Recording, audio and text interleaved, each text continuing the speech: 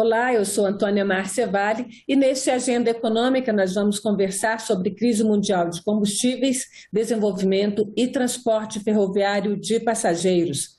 Nosso convidado é o presidente da ANP Trilhos, a Associação Nacional dos Transportadores de Passageiros sobre Trilhos, Joubert Flores, que vai nos dizer o que os empresários estão dispostos a fazer para o desenvolvimento do setor ferroviário do país. Joubert, muito bem-vindo ao Agenda Econômica. Obrigada pela sua presença aqui. Olá, Antônia. Obrigado pelo convite. Bom, Joubert, o Brasil tem mais de 8 milhões e 500 mil quilômetros quadrados e apenas 30 mil quilômetros de ferrovias no total. A Europa inteira tem quase o mesmo tamanho, cerca de 10 mil quilômetros quadrados e 5 vezes mais ferrovias. 250 mil quilômetros de estradas de ferro ligando todos os países do continente. E com uma diferença fundamental, as ferrovias lá são a principal forma de transporte de pessoas. Aqui no Brasil, o transporte humano é praticamente inexpressivo, pouco mais de 1 milhão de passageiros por ano em duas pequenas ferrovias que não chegam a 2 mil quilômetros de extensão. Eu queria saber, Joubert, no fim de 2021, o Congresso aprovou o novo marco legal do setor ferroviário. Em maio deste ano de 2022, 25 empresas do setor lançaram um manifesto onde cobram a publicação pelo governo de uma política nacional de transporte ferroviário de passageiro. O que é que vocês esperam exatamente? O que é que está faltando, já que foi aprovado o marco legal? Bom, Antônia, a gente espera que essa lacuna se reverta. A gente passou muito tempo apostando que nós poderíamos ter todo o transporte passageiro com um único modal, o que não é razoável. Principalmente, em vez de ter desenvolvido e modernizado as ferrovias que nós tínhamos, a gente praticamente erradicou elas na questão de transporte de passageiros. E hoje a gente sente falta disso, porque seria importante a gente poder conectar grandes centros através de um transporte de passageiros, ou mesmo cidades vizinhas que muitas pessoas podem ir e voltar e trabalhar num lugar e morar no outro, como acontece na Europa. Você citou um exemplo absolutamente normal.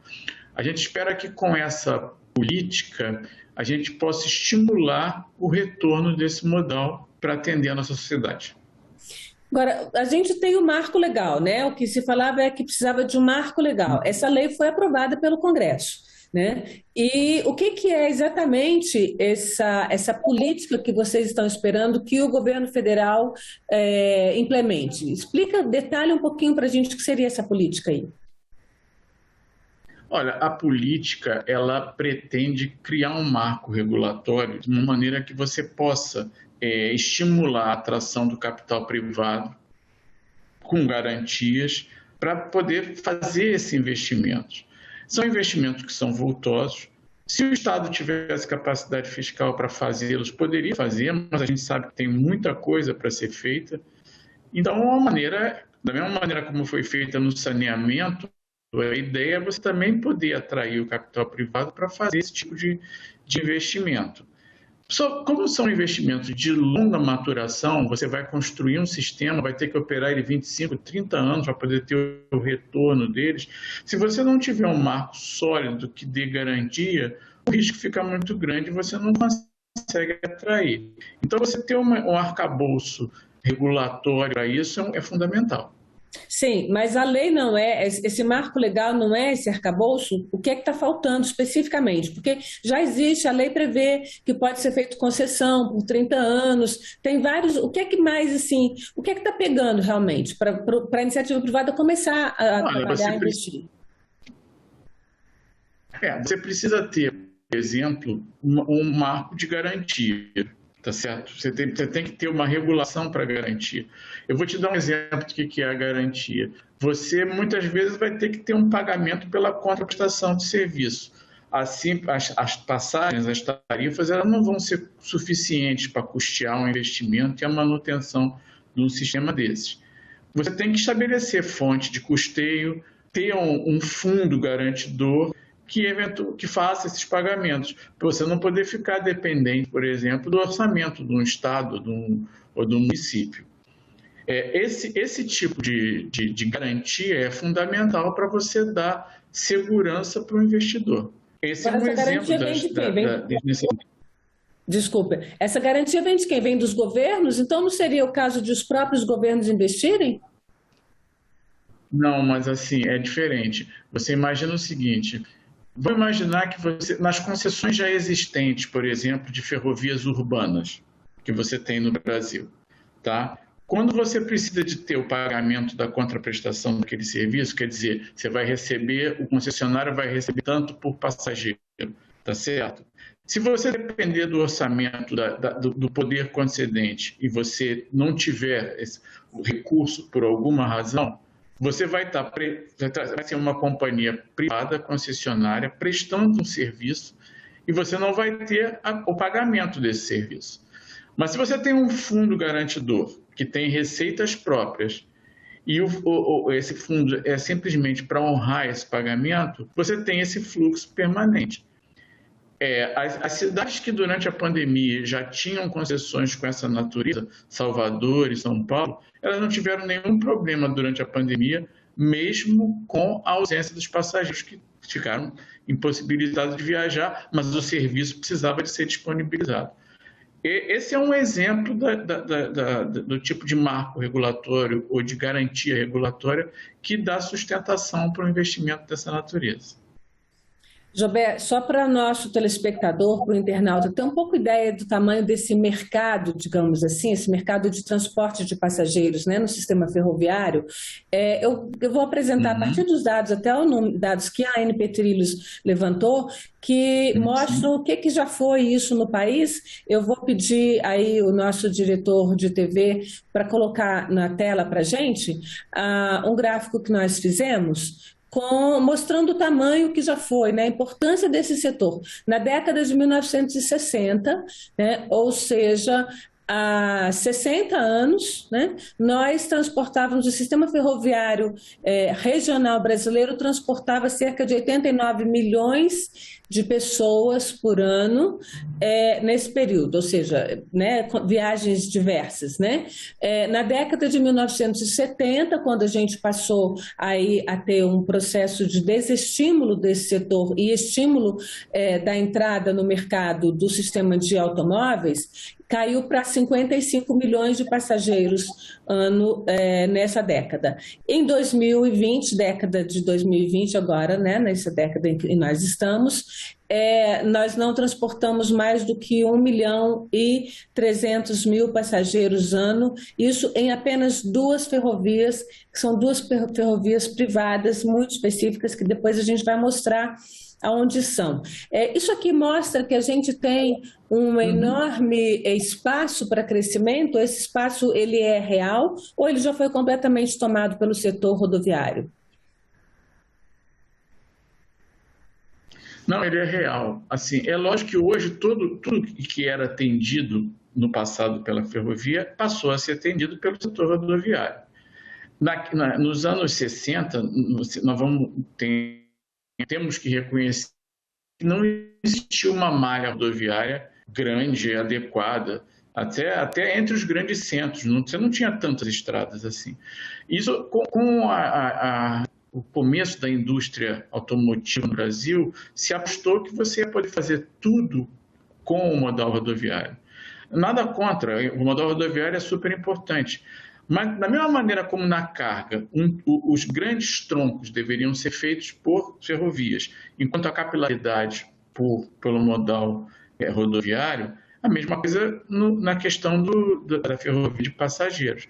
Então, durante esse período dos anos 60 para cá, enquanto a gente estimulava o crescimento e a implantação e a melhoria das rodovias, o que foi muito bom, mas a gente, em vez de modernizar em paralelo as nossas ferrovias, a gente abdicou delas.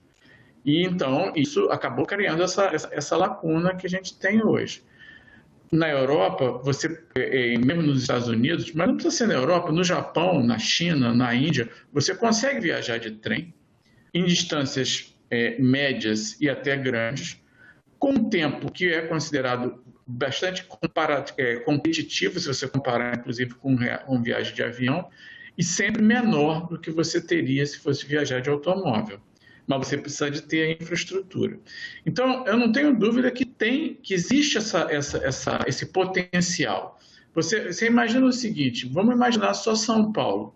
São Paulo, que já teve uma malha muito boa, até no interior, mas você hoje, quantas pessoas moram na região de Campinas, em todas aquelas cidades que são 100 quilômetros de São Paulo, e vêm todo dia de carro e voltam para trabalhar? A mesma coisa em Santos. Se você pudesse fazer essa viagem em 1 hora, 40 minutos de trem, você tem uma demanda assegurada, porque você está com essas pessoas nas estradas todo dia. Enquanto elas viajassem num trem, seria muito mais fácil elas poderem trabalhar, porque você tem Wi-Fi, tem essa coisa toda. Então, eu estou dando um exemplo de um lugar, mas você tem exemplos desse no Brasil inteiro. Mesma coisa em Brasília, você tem esse possível ramal para conectar com Lusiânia. Também, muita gente mora lá e vem todo dia.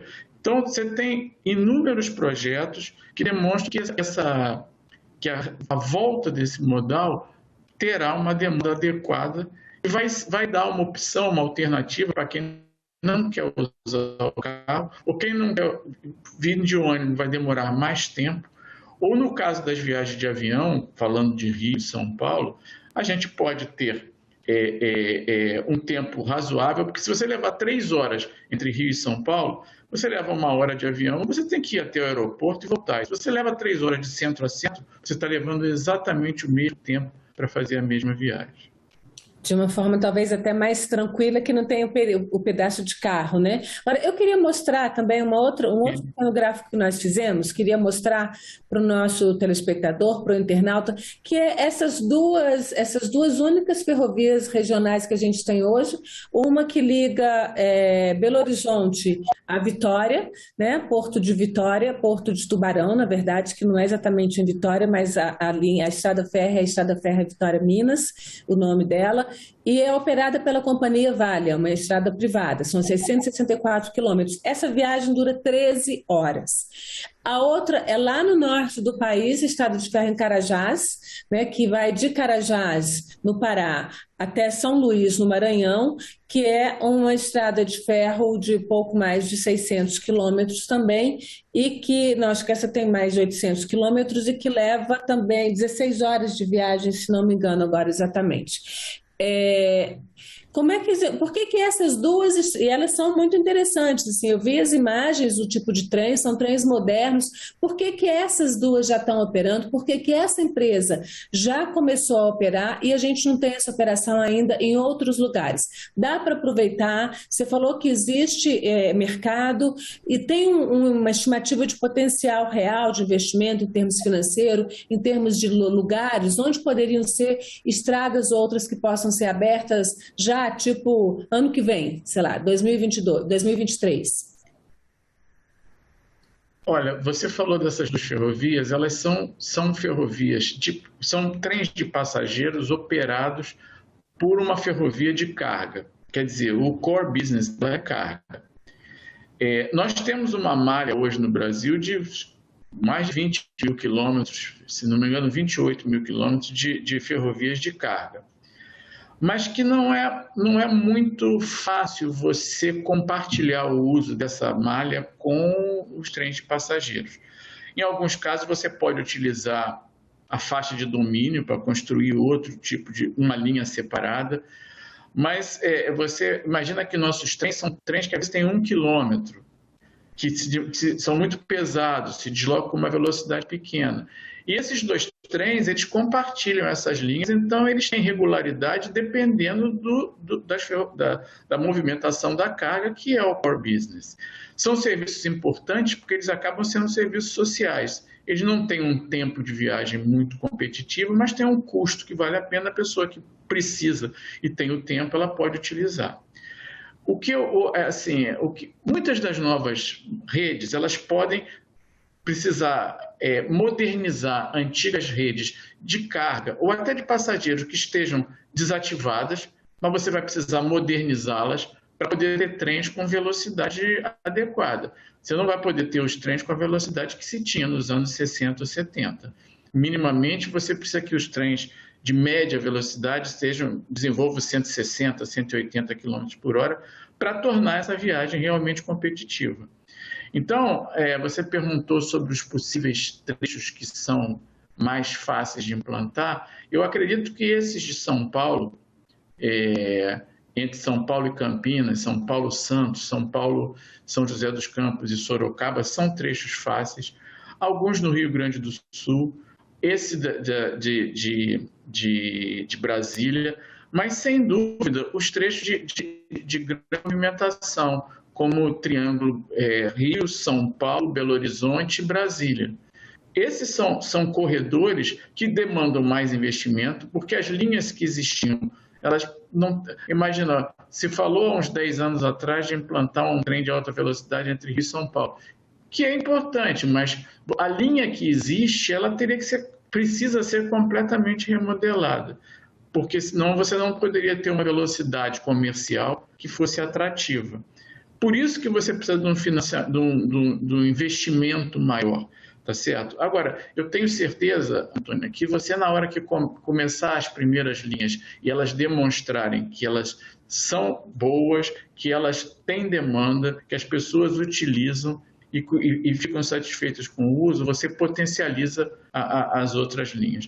E isso não é difícil de ver. A gente que tem, às vezes, a oportunidade de viajar a trabalho ou a passeio para fora do Brasil, muitas vezes a gente opta por usar uma ferrovia de passageiros em vez de usar um avião. Não pelo tempo e pela praticidade.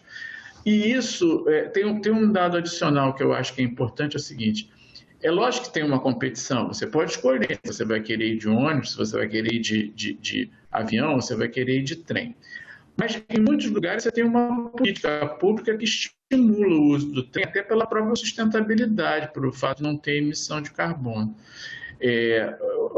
Durante a pandemia, o governo francês deu um subsídio para a Air France gigantesco.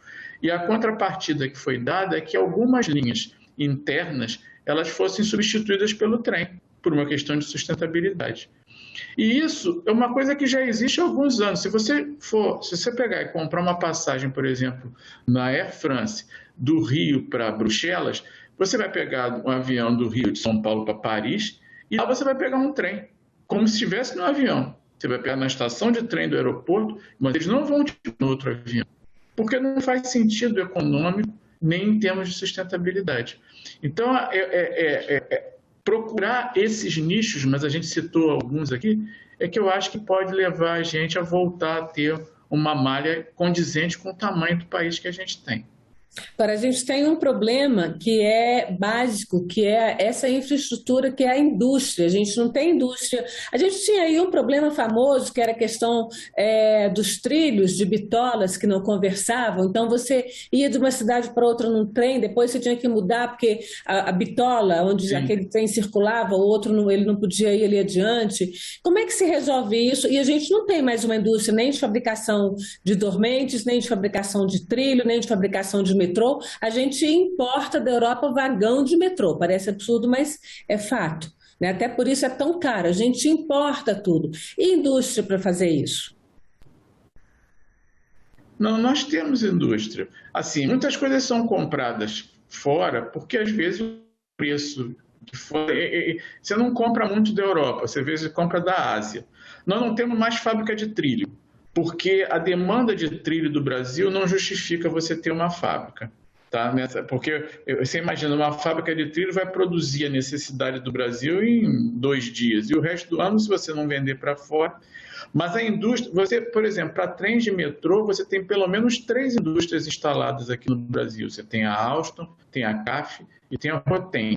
Elas são capazes de produzir carros de metrô aqui. O problema é que não tem demanda, não tem ninguém comprando. Sistemas de sinalização são mais complicados, a maior parte é importada sim. E dormente, nós temos fábrica de dormente de concreto aqui no Brasil. Existem, eles fornecem para os metrôs de Rio e São Paulo.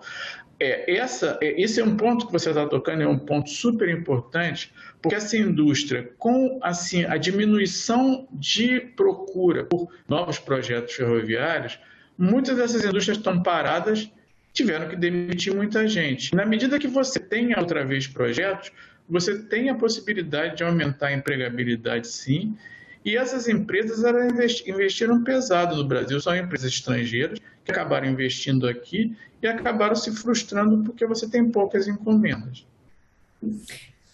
Jober, no fim de julho, a NP Trilhos e outras 25 empresas que assinaram esse manifesto aí sobre a volta do transporte ferroviário de passageiros, vocês vão realizar um grande evento com os candidatos à presidência da República e com especialistas exatamente para debater esse futuro da mobilidade, sobre trilhos no país. Qual a expectativa Sim. de vocês sobre esse encontro?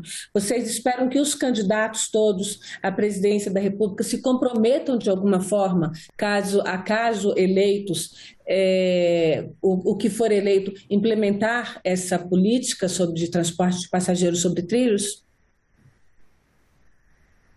Sim, Antônia. Na verdade, é a NP Trilhos que tá organizando esse evento. É a segunda vez que a gente faz isso. Em 2018, nós fizemos. Foi uma decisão interna do colegiado de presidentes das operadoras, uma maneira da gente ouvir os candidatos, da gente também colocar as nossas ideias, as nossas necessidades para eles. Principalmente, como a gente conversou aqui muito, né? A gente ficou com o conhecimento do método ferroviário muito restrito às operadoras por uma lacuna de 20 anos de falta de grandes investimentos públicos. Então, nós tivemos em 2018 um evento de sucesso com 4 candidatos e esse ano a gente quer repetir. E a ideia é exatamente isso, a gente ouviu separadamente, em que a gente tem um tempo para eles apresentarem o que é que eles esperam, o que é que eles pretendem fazer para o nosso setor e com o nosso setor. A gente quer colocar nossas contribuições de maneira que eles tenham uma agenda para tentar facilitar a vida deles após a eleição. Ter uma pequena discussão, mas não um debate propriamente, é mais uma troca.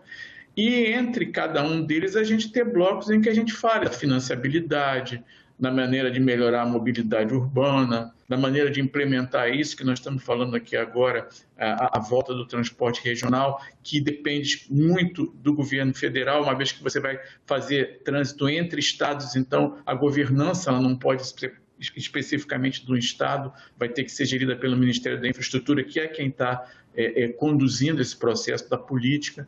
Então, é essa oportunidade. A exemplo que nós fizemos há 4 anos, que foi muito bom, a gente está muito animado para fazer a mesma coisa esse ano e está preparando esse caderno para que seja disponibilizado para que possa servir de base, pelo menos para que se escolha algumas ações que possam alavancar o nosso modal. Vocês têm alguma estimativa? A gente tem um problema grave hoje que é desemprego. Vocês têm alguma estimativa do potencial de geração de empregos desse setor, por exemplo? Vamos pensar no período dos próximos 4 anos, que é o período de um próximo governo. Olha só, o nosso setor, hoje, ele praticamente só atende urbano. Quer dizer, você demonstrou aí na sua tela o que 1,3 milhões de passageiros por ano como urbano. O sistema de passageiros urbano, ele transporta 11 milhões de passageiros dia, transportava antes da pandemia, e para isso ele necessita de 40 mil empregados. Sem contar os empregos que seriam gerados na indústria, os projetos que nós hoje temos nas cidades do Brasil, eles se concretizassem, e a gente fala de extensão em Porto Alegre, extensão em Belo Horizonte, extensão e criação do VT em Brasília, a gente imagina que para operar isso, a gente teria pelo menos mais 20 mil postos de trabalho. Eu não sei te estimar quantos postos a indústria geraria, ou quantos postos indiretos, mas de cara a gente teria um aumento de 50% em cima do que a gente tem hoje operando os sistemas do Brasil. Se vocês tivessem que solicitar dos governantes uma medida para, de fato, deslanchar esse processo, qual seria essa medida? Olha, eu penso que é uma medida, mas tem uma segunda associada. A gente, falando em termos urbanos, porque em termos interurbanos a gente falou tudo aqui agora. Em termos urbanos, como a gente tem grandes regiões metropolitanas, a gente tem que parar de pensar nas cidades ou nas capitais como uma coisa isolada. A gente tem que pensar na região metropolitana como um todo. Então, melhorar uma ente que olhe a região como um todo, de maneira que você possa fazer uma estrutura de mobilidade organizada e integrada, totalmente integrada física e tarifariamente, de maneira que as pessoas possam sair de um ponto, pegar mais de um modal, mas vai pagar uma tarifa só. E você tem que ter financiabilidade para isso, tá certo? Porque a gente se admira quando vê fora do Brasil que as coisas funcionam muito bem, mas elas funcionam por causa disso. Você tem uma estrutura que organiza, que otimiza, mas você tem uma fonte de custeio, que muitas vezes é o imposto, que quando você pega uma cidade europeia, um ônibus e um metrô, e depois um outro ônibus e só paga uma tarifa, você não está pagando o custo daquela viagem, você está pagando uma parcela, e o que permite fazer isso é você ter um suporte, e a gente precisa buscar a fonte de receita, da mesma maneira como foi buscada fora. Então, são os pontos mais importantes que a gente tem. Um marco regulatório, uma organização em torno de autoridade metropolitana e a busca de financiabilidade com fontes alternativas de custeio. Ô Gilberto, então, espero que vocês consigam isso aí para implementar o desenvolvimento desse modal no Brasil. Muito obrigada pela sua presença aqui no Agenda Econômica. Muitíssimo obrigado a vocês. Bom, e agradeço também a você, telespectador da TV Senado, a você, internauta que está aqui no site da TV Senado, no canal da TV Senado no YouTube. O Agenda Econômica estreia todas as quartas-feiras, às 20 horas na TV, e está aqui no canal do YouTube e também no site da TV, para você ver e encaminhar para os seus amigos na hora que você quiser. Muito obrigada e até o próximo Agenda.